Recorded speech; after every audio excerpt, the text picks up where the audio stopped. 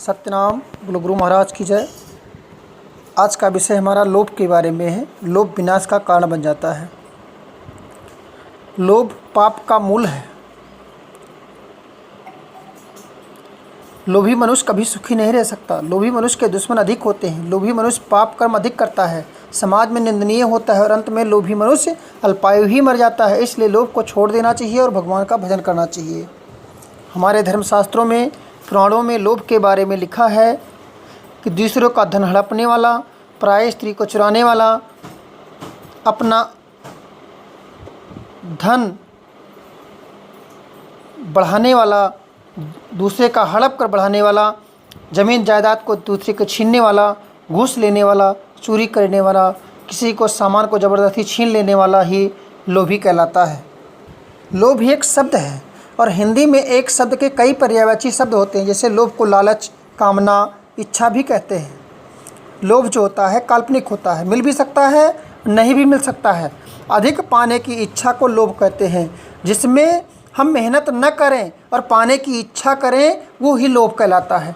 किसी भी वस्तु या चीज़ के अधिक मात्रा में पाने की इच्छा को लोभ कहते हैं। लेकिन जिसमें हम मेहनत करते हैं, परिश्रम करते हैं, श्रम करते हैं, उसको पाने की इच्छा को लोभ नहीं कहते। लेकिन मात्र इच्छा करने से ही कोई वस्तु नहीं मिल सकती। इच्छा के साथ साथ परिश्रम भी करना पड़ता है। बुद्धि के द्वारा प्राप्त किया जा सकता है, मेहनत किया जा सकता है। मेहनत करके जो किया जाएगा वो धन, मेहनत का हक हलाल की कमाई माना जाता है, परिश्रम का धन माना जाता है। और जो दूसरे से छीनने की इच्छा से किया जाता है वो लोभ कहलाता है। मनुष्य की इच्छाएं प्रबल है। मनुष्य इच्छाओं का दास बनकर रह गया है। जब तक आत्मज्ञान नहीं होगा तब तक इच्छाएं आगे बढ़ती ही चली जाएंगी। दिन रात परिश्रम करके, चोरी, बेईमानी, ठगी, दलाली करके धन कमाना चाहता है और कमाता भी है। इच्छाओं की पूर्ति अंत समय तक नहीं कर पाता। अगर मनुष्य 1 घंटा निरीक्षण कर ले, कि ये आत्मज्ञान प्राप्त कर ले, तो इच्छाएं स्वतः समाप्त हो जाती हैं। ये लोभी मनुष्यों का काम है कि दूसरे को दुख दे करके खुद को अपना धन बढ़ाना। ये लोभी मनुष्य का ही काम होता है। कमाना, खाना, मरना तो सबको है, परंतु जीवन का आनंद लेकर मरना मोक्ष कहलाता है। जीवन धन्य कहलाता है। जीवन मुक्ति पथ पर अग्रसर हो जाता है। जीवन को समझना, परमात्मा का मिलन करना। परमात्मा मिल गया तो सब कुछ मिल जाएगा। परमात्मा के दरबार में किसी चीज़ की कमी नहीं है। लेकिन मनुष्य उल्टी चाल चलता है। पहले धन कमाएगा, परिवार बढ़ाएगा, फिर अंत में परमात्मा के दरबार में खाली हाथ अकेला ही चला जाएगा। परमात्मा को जीवन भर याद नहीं करेगा तो अंत समय में पछताएगा।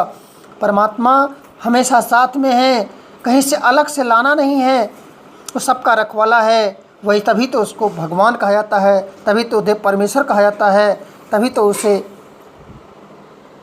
सबका सहारा देने वाला कहा जाता है। परमात्मा सबकी ज़रूरत पूरी करता है। इसलिए परमात्मा से मिलना चाहिए, उसको समझना चाहिए, उनके कीर्तन को, भजन को, साधन को अपनाना चाहिए।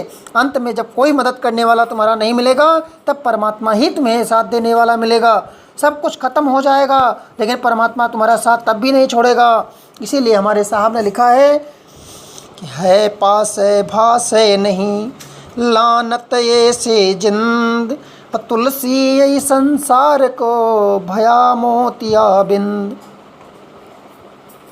और तुलसी साहब ने भी लिखा है कि है पास है भास है नहीं, समुझ पाछली प्रीति, आपन सींचा जान के यह बढ़न के रीत। परमात्मा दयालु है, समर्थवान है, सब कुछ करने वाला है। इसलिए जो वादा किया है गर्भवास में उसको मत भूलो। मनुष्य जीवन भर दुख उठाता है, अशांति में जीता है, क्योंकि वो परमात्मा को भूल गया है जो वादा किया था। इसलिए दुख परेशानियाँ आती हैं। परमात्मा चिंतन ही सबसे बड़ा लोभ को, विकार को नष्ट करने वाला एक सच्चा साधन है। लोभ विनाशकारी है। लोभ विनाशकारी है, लेकिन परिश्रम से कमाया हुआ धन विनाशकारी नहीं होता। इच्छाएं होनी चाहिए, लेकिन इच्छाएं दूसरे को दुख देकर नहीं, मेहनत करके होनी चाहिए, तो इच्छा सफलदायक हो जाती है। सत्यनाम। आज का विषय इतना ही। धन्यवाद।